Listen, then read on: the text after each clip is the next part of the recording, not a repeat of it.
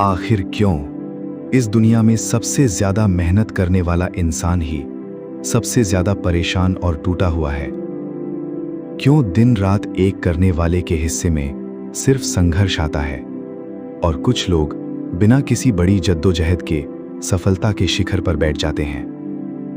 क्या सच में कर्म का कोई वजूद है या फिर ये पूरी दुनिया सिर्फ किस्मत के एक अंधे खेल पर चल रही है?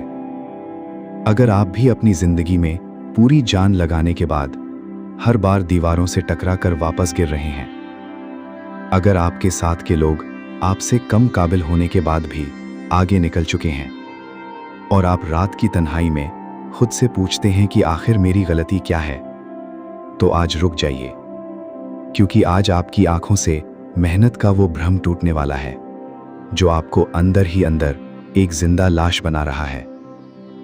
कुरुक्षेत्र के मैदान में जब अर्जुन ने अपने धनुष को हाथ से छोड़ दिया था, जब उसके हाथ कांप रहे थे और आंखों में आंसू थे, तो उसका दर्द भी यही था।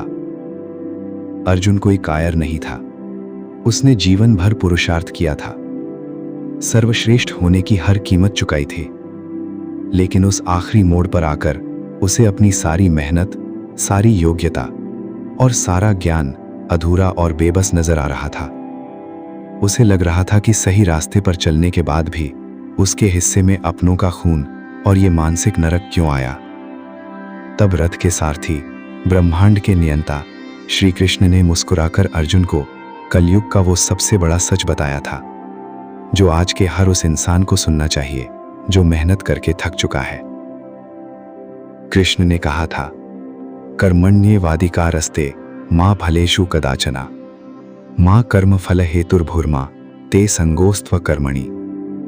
सदियों से इस श्लोक को दीवारों पर लिखा गया, किताबों में छापा गया, लेकिन इसके पीछे छुपे उस भयानक और कड़वे मनोविज्ञान को हमेशा छुपा लिया गया। हम इंसानों की सबसे बड़ी बीमारी ये है कि हम सोचते हैं कि अगर हमने 100% मेहनत की है तो परिणाम भी 100% हमारी ही मर्जी का होना चाहिए।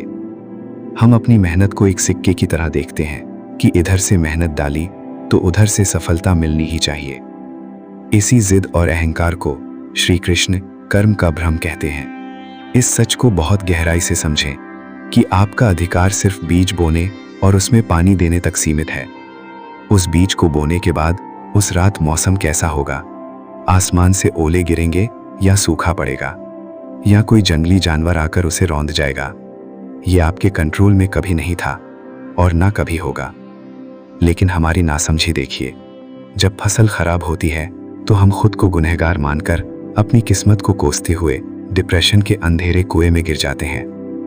हम ये भूल जाते हैं कि इस पूरी सृष्टि में हम अकेले नहीं रह रहे हैं। आज का इंटरनेट, आज का सोशल मीडिया और ये नकली मोटिवेशनल स्पीकर्स आपको 24 घंटे एक ही झूठ बेच रहे हैं कि तुम सब कुछ बदल सकते हो, तुम अपनी किस्मत के खुद मालिक हो, तुम जो चाहोगे वो हासिल कर लोगे।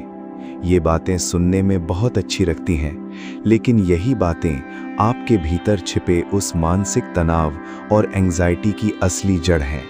क्योंकि जब आप इस झूठे मोटिवेशन के नशे में पूरी जान लगाते हैं और हकीकत की दीवार से टकराकर चीज़ें आपके हिसाब से नहीं होती, तो आपका खुद पर से भरोसा उठ जाता है, आपका उस परम शक्ति पर से भरोसा उठ जाता है और आप एक अंतहीन घुटन में जीने लगते हैं।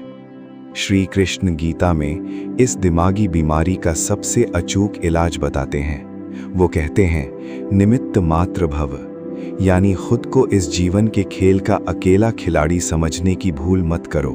तुम सिर्फ एक मोहरे हो और इस खेल को खेलने वाला, पूरी पिक्चर को देखने वाला वो खुद है।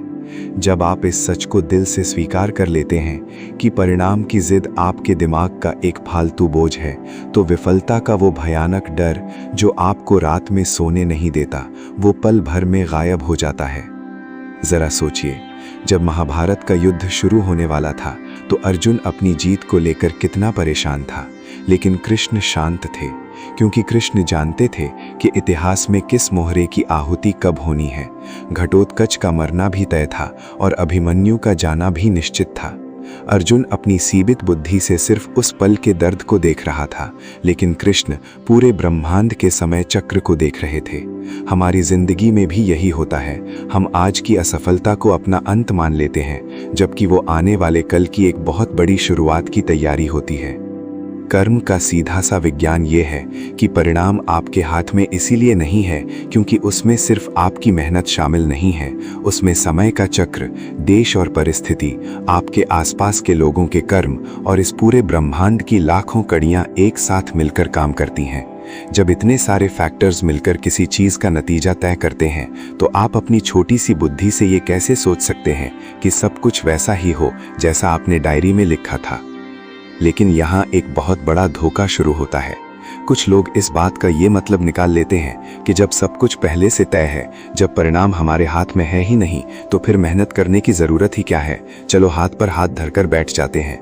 कृष्ण ने इस जाल को भी पहले ही भांप लिया था, इसीलिए उन्होंने श्लोक के आखिरी हिस्से में कहा, माँ ते संगोस्त्व कर्मणि, यानी अकर्मण्यता से तुम्हारा जुड़ाव नहीं होना चाहिए। काम न करने का विचार तुम्हारे मन में आना भी पाप है। मेहनत छोड़ना रास्ता नहीं है, बल्कि मेहनत के पीछे छिपे उस स्वार्थ को छोड़ना रास्ता है जो आपको कमज़ोर बनाता है। जब आप किसी काम को इसलिए करते हैं कि मुझे ये पद, ये पैसा या ये तारीफ चाहिए, तो आप काम करते वक्त आधे डरे हुए होते हैं कि अगर ये नहीं मिला तो क्या होगा। यही डर आपकी कार्यक्षमता को आधा कर देता है। लेकिन जब आप परिणाम के बोझ को कृष्ण के चरणों में सौंप देते हैं और खुद से कहते हैं कि मेरा काम सिर्फ इस वक्त, इस सेकंड में अपना सर्वश्रेष्ठ देना है, तब आप अजेय हो जाते हैं। तब आपका फोकस उस स्तर पर पहुंच जाता है जहां कोई आपको डिस्टर्ब नहीं कर सकता। अगर आज आपको अपनी मेहनत का फल नहीं मिल रहा, तो इसका मतलब ये कतई नहीं है कि भगवान बहरा है या वो आपके आंसुओं को नहीं देख रहा। इसका सीधा सा मतलब ये है कि समय की सुइयां अभी आपके पक्ष में नहीं है। मिट्टी में दबा हुआ बीज जब बाहर निकलने के लिए संघर्ष करता है, तो उसे भी लगता होगा कि ऊपर की चट्टान बहुत भारी है, लेकिन वो संघर्ष ही उसकी जड़ों को इतना मजबूत बनाता है कि कल को जब वो एक विशाल पेड़ बने, तो बड़े से बड़ा तूफान भी उसे उखाड़ ना सके। ब्रह्मांड का एक अटल नियम हमेशा याद रखना, इस पूरी सृष्टि में ऊर्जा कभी नष्ट नहीं होती। आपका किया गया एक भी कर्म, आपकी रातों की एक भी करवट, आपकी आंखों का एक भी आंसू और आपके पसीने की एक भी बूंद कभी बेकार नहीं जाती। वो सब संचित कर्म बनकर ब्रह्मांड के खाते में जमा हो रहे हैं, और जब सही समय आएगा, जब समय का पहिया घूमेगा, तो वो संचित ऊर्जा लौट कर आएगी और आपको वो सब कुछ देगी जिसके आप सच में हकदार हैं, शायद उससे भी ज़्यादा जो आपने कभी सपने में सोचा था। इसलिए अपनी बेचैनी को शांत करिए। इस कलयुग के नकली दिखावे और चूहा दौड़ से खुद को बाहर निकालिए। अपनी तुलना दूसरों की चमक दमक से करना बंद करिए, क्योंकि हर पौधे के खिलने का मौसम अलग होता है। परिणाम का वो भारी बोझ जो आप अपने कंधों पर लेकर घूम रहे हैं, उसे आज इसी वक्त उतार कर रख दीजिए और अर्जुन की तरह अपनी गांडीव को उठाइए। अपने आज के कर्म पर अपनी पूरी ताकत से टूट पड़िए, क्योंकि ये जीवन एक युद्ध है और ये युद्ध अभी खत्म नहीं हुआ है। जय श्री कृष्णा। राधे राधे।